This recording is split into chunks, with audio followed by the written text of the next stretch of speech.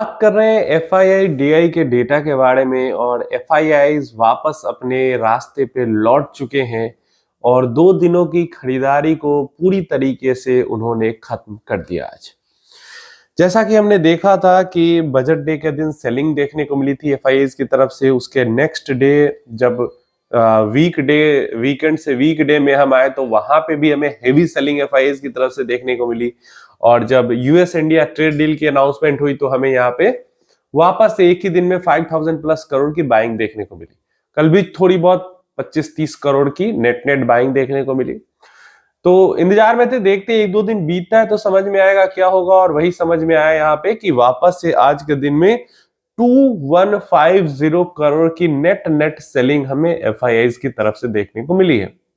ऐसा लग रहा है कि इंडियन मार्केट के रिएक्शन से भी और एफआईआईज के सेलिंग पैटर्न से भी कि जो पीयूष गोयल साहब ने टाइम मांगा है कि 4-5 दिनों के अंदर हम ज्वाइंट एक प्रेस कॉन्फ्रेंस करेंगे और मिड मार्च तक हम ट्रेड डील को लेके जो भी सारे टर्म कंडीशन है उसको फाइनल कर लेंगे और ऑफिशियल लीगल डॉक्यूमेंट साइन हो जाएगा।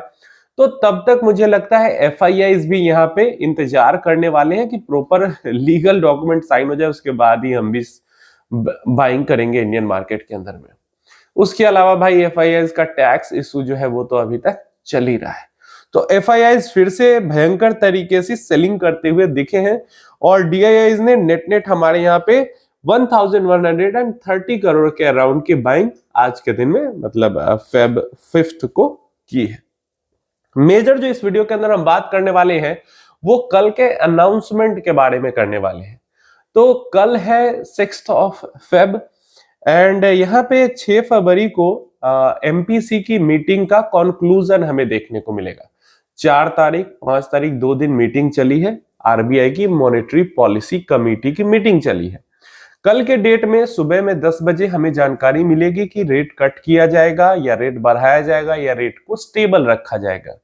जो व्यू है आरबीआई का वो हॉकिश है, डॉविश है या न्यूट्रल है।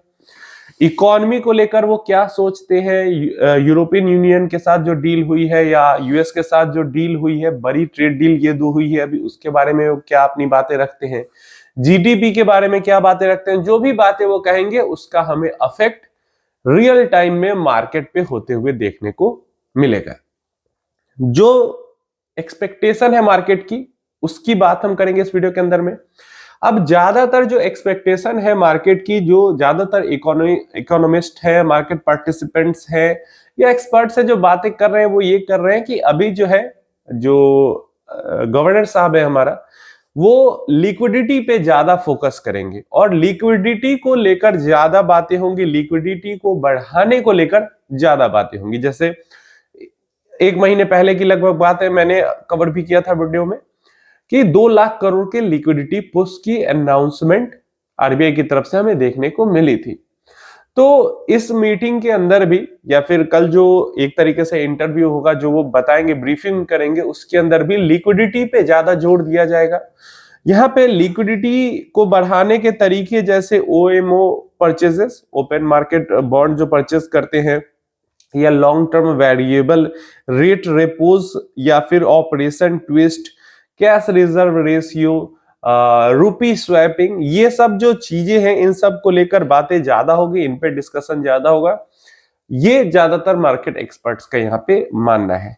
अभी मैंने जो पोल्स देखे, मैंने सीएनबीसी का भी पोल देखा, इसके अलावा रियूटर्स का भी पोल देखा, इसके अलावा मनी कंट्रोल का भी पोल देखा। तो जितने भी अलग अलग जो वेबसाइट्स हैं या फाइनेंस वाली वेबसाइट्स हैं, चैनल्स है, उनका पोल देखा, लगभग सब जगह पे 1-2% इधर उधर नहीं तो बराबर का ही जो वोटिंग है वो उसी तरीके का एक तरीके से काम कर रहा था। इतने ही परसेंटेज में हाँ या ना की तरफ वोट्स थे जो मैं अभी आपको बताने वाला।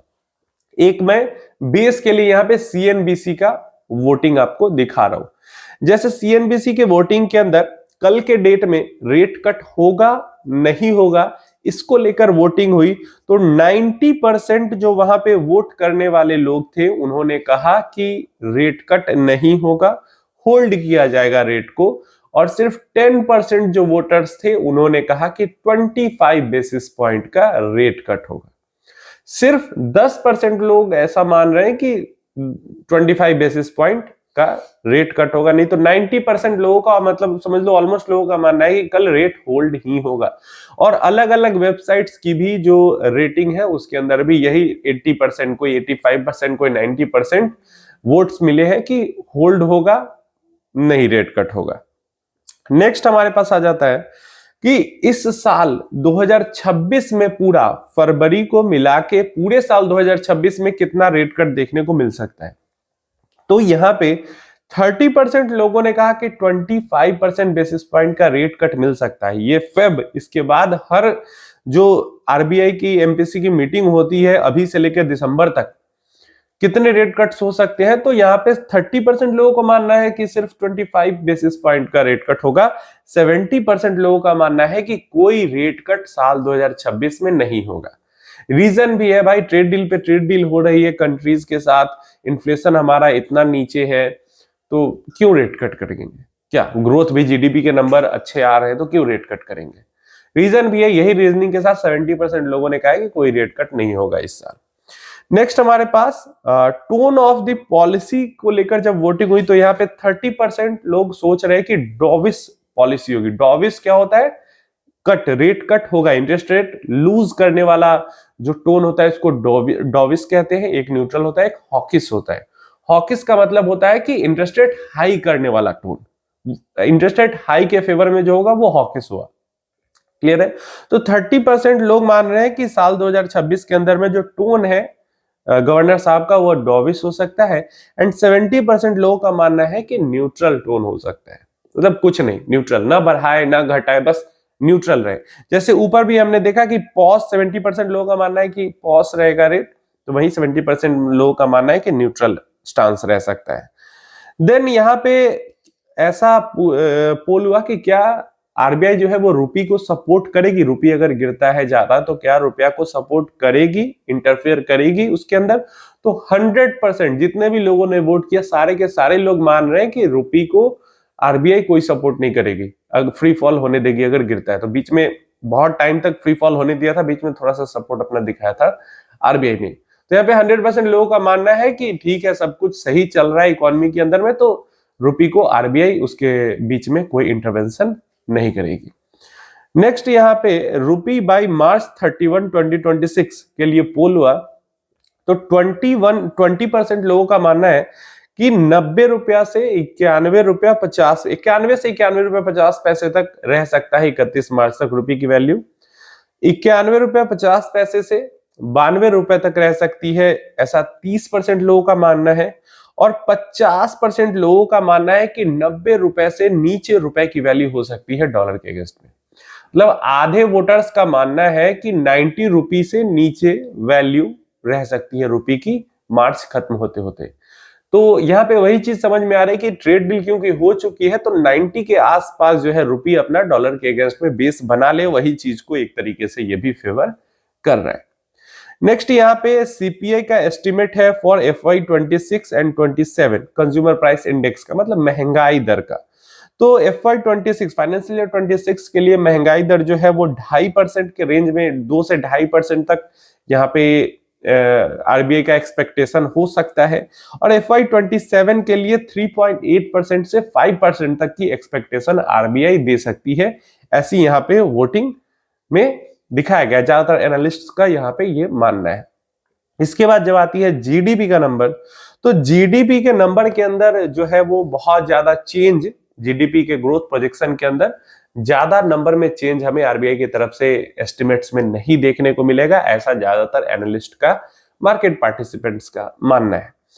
करंट जो जीडीपी का एस्टिमेट है वो 7.3% का है, और जो करंट सीपीआई का एस्टिमेट है वो 2% का है। और इसी को ज्यादातर जो एनालिस्ट है, एक्सपर्ट्स है, उनका मानना है कि इसी को आगे भी कैरी फॉरवर्ड किया जा सकता है। अब इसमें से क्या सही होगा क्या गलत होगा ये तो कल ही पता चलेगा जब अपनी ब्रीफिंग गवर्नर साहब देंगे, लेकिन जो भी वो ब्रीफिंग देंगे उसके अकॉर्डिंग रियल टाइम में मार्केट के अंदर हमें एक्शन देखने को मिलेगा। तो कल कोई सडन स्पाइक मार्केट में, मिड मार्केट में, या सडन ड्रॉप आता है तो उसका रीजन यही ब्रीफिंग होगा।